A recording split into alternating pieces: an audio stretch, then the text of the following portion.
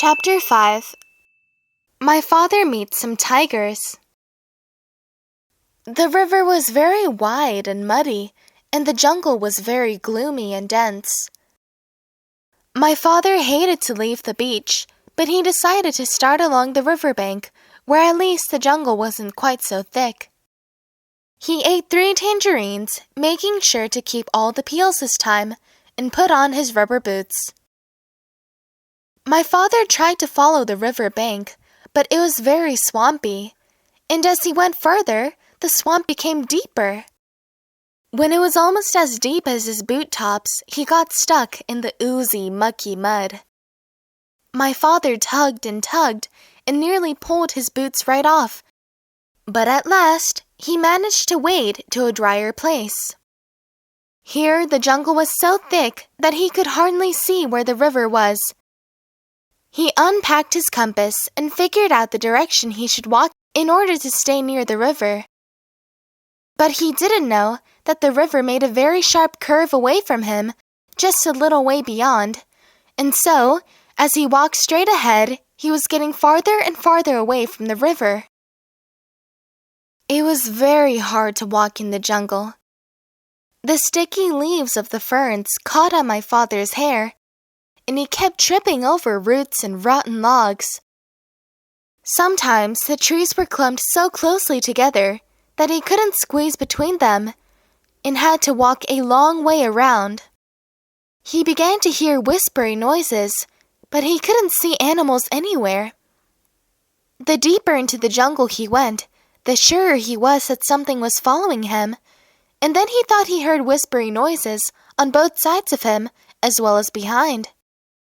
He tried to run, but he tripped over more roots, and the noises only came nearer. Once or twice, he thought he heard something laughing at him. At last, he came out into a clearing and ran into the middle of it so that he could see anything that might try to attack him.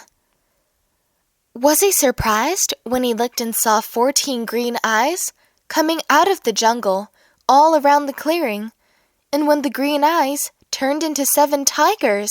The tigers walked around him in a big circle, looking hungrier all the time, and then they sat down and began to talk.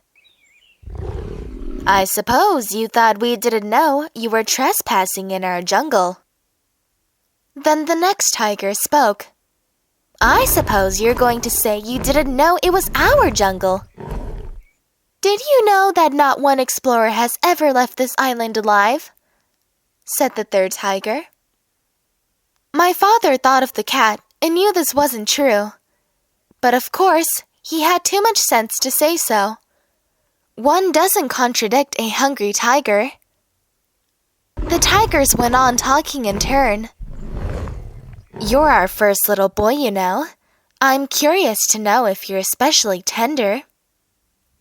"Maybe you think we have regular meal times, but we don't. We just eat whenever we're feeling hungry," said the 5th tiger. "And we're very hungry right now. In fact, I can hardly wait," said the 6th. "I can't wait," said the 7th tiger. And then all the tigers said together in a loud roar, "Let's begin right now!" And they moved in closer. My father looked at those 7 hungry tigers, and then he had an idea. He quickly opened his knapsack and took out the chewing gum.